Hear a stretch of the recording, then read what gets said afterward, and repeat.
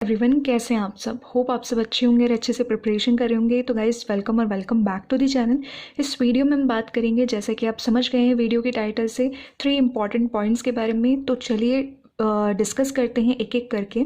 सबसे पहले हम डिस्कस करेंगे कि जो नेगेटिव मार्किंग है और जो नॉर्मलाइजेशन है एलआईसी के अंदर क्या फैक्टर रहने वाला है इसका। ठीक है, देखो 2 सिनेरियो में मैं आपको बता रही हूँ। पहली चीज़, नेगेटिव मार्किंग यहाँ पे जो नोटिफिकेशन है उसमें कहीं पर भी मेंशन नहीं है, ठीक है, कि एग्ज़ाम में नेगेटिव मार्किंग होगी। तो नेगेटिव मार्किंग का कोई एस्पेक्ट नहीं है। और जो प्रीवियस ईयर भी एग्ज़ाम्स हुए हैं, ठीक है, उसके अंदर भी नेगेटिव मार्किंग नहीं हुई है। तो अब क्या हमें नेगेटिव मार्किंग नहीं है तो राइट मिल गया है हमें जो तुक्के मारने का। तो देखो, इसमें भी मैं आपको 2 सिनेरियो समझाने की कोशिश करूँगी। देखो, और वही चीज़ आपकी कहीं ना कहीं जाकर नॉर्मलाइजेशन से जुड़ेगी, ठीक है, कनेक्ट होगी। तो बेसिकली ध्यान से सुनना कि एक ए एस्पिरेंट है और एक बी एस्पिरेंट है, ठीक है।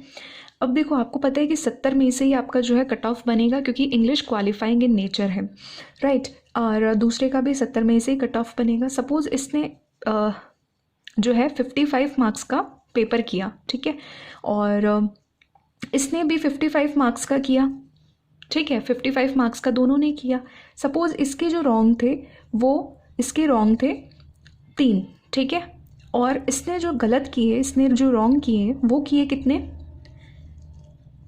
4, ठीक है, या 5 कर लेते हैं हम, यहाँ पे 5 गलत किए, ठीक है।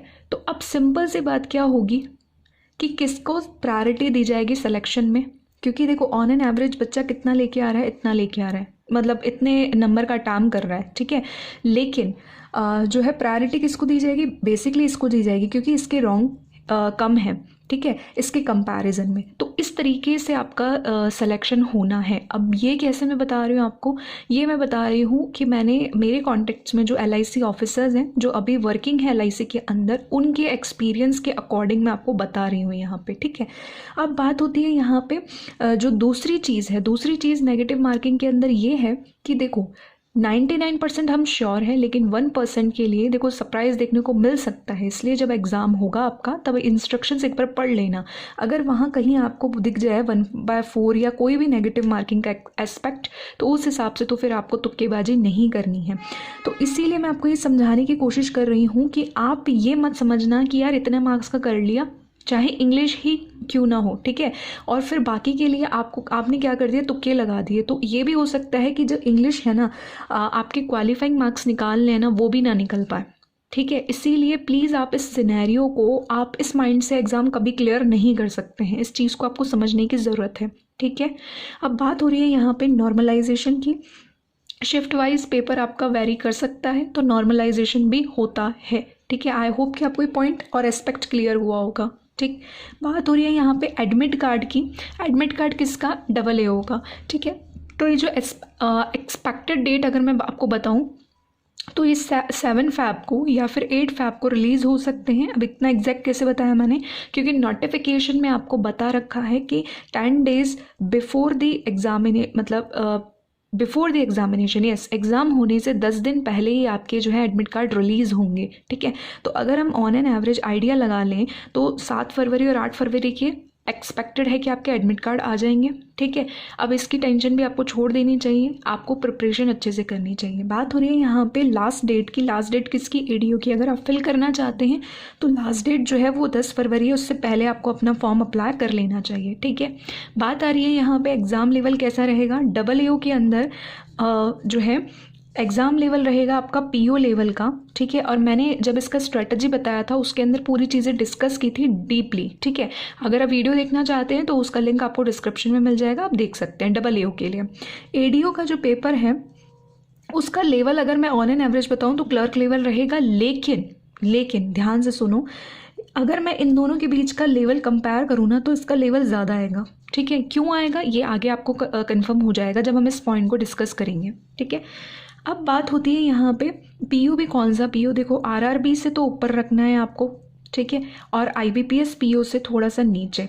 तो अब ये बीच का जो लेवल है ना, वो लेवल आपका एग्ज़ाम का रहने वाला है, ठीक है, और शिफ्ट टू शिफ्ट वेरी कर सकता है, और क्लर्क लेवल का आएगा आपका एग्ज़ाम, ठीक है। लेकिन हमें प्रिपरेशन दोनों के लिए ही, अगर पीओ लेवल की हमारी प्रिपरेशन है तो हम दोनों ही एग्ज़ाम्स को बहुत अच्छे मार्क्स से क्वालिफाई कर सकते हैं, ठीक है। तो ये चीज़ यहाँ पे आपको क्लियर होगी। अब बात करते हैं कि LIC AAO और LIC ADO दोनों में से कौन सी जॉब के लिए हमें, मतलब AA के लिए तो आई थिंक आप अप्लाई कर चुके होंगे, ठीक है।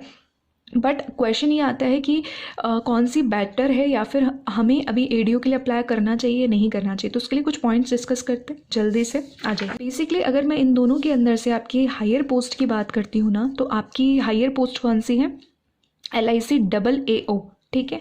और इसका जो फुल फॉर्म है वही आपको पता है, असिस्टेंट एडमिनिस्ट्रेटिव ऑफिसर, ठीक है। अब फुल फॉर्म की भी ज़रूरत क्यों पड़ी वो भी मैं आपको बता दूंगी। और ये क्लास 1 लेवल का जॉब है, और ADO जो है वो क्लास 2 लेवल का जॉब है, अप्रेंटिस डेवलपमेंट ऑफिसर, ठीक है।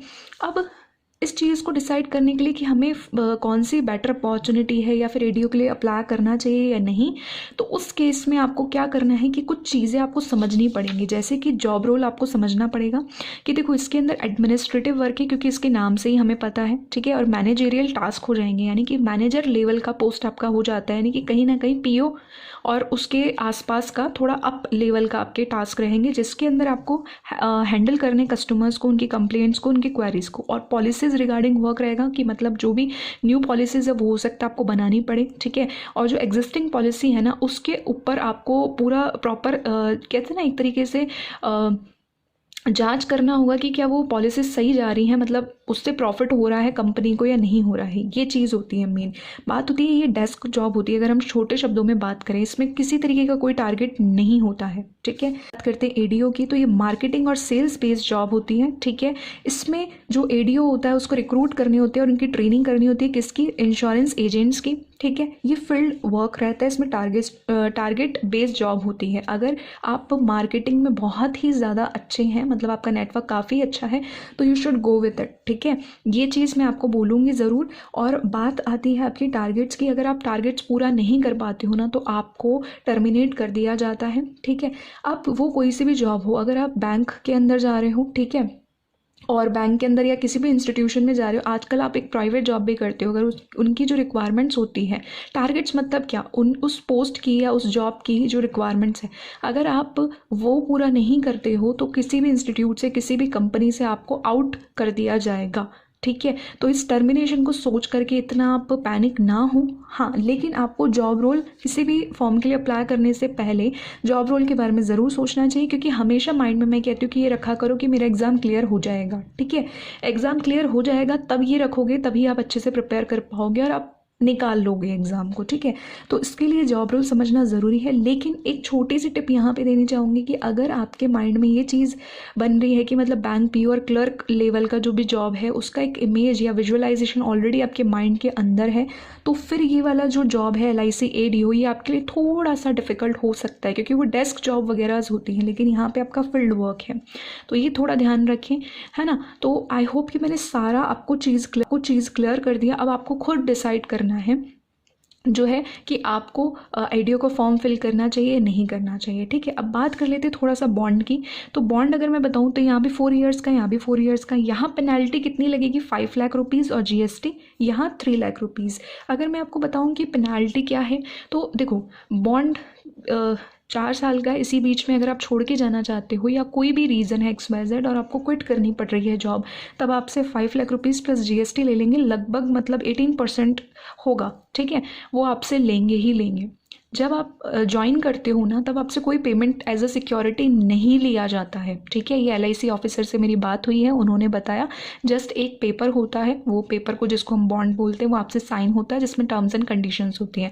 लेकिन अगर आप मिड में छोड़ देते हो इस टाइम पीरियड के बीच में, तब आपको ये अमाउंट पे करना होता है। और इस बार जो पेनाल्टी है वो बढ़ा दिया गया है, ठीक है, थोड़ा सा बढ़ा दिया गया है, ध्यान रखना। और इस केस में आपका 3 लाख रुपीज़ है। अब एक क्वेश्चन और आ रहा था आप ही स्टूडेंट्स का कि मैम अभी आपको एक स्क्रीनशॉट ब्लिंक होगा जब आप फॉर्म फिल करेंगे ADO का, ठीक है, जिस भी जोन से आप अप्लाई करना चाहते हैं, तो फॉर्म में 3 ऑप्शंस दिखेंगे आपको, ठीक है। वो ऑप्शंस आपको स्क्रीन पे ब्लिंक हो रहे होंगे।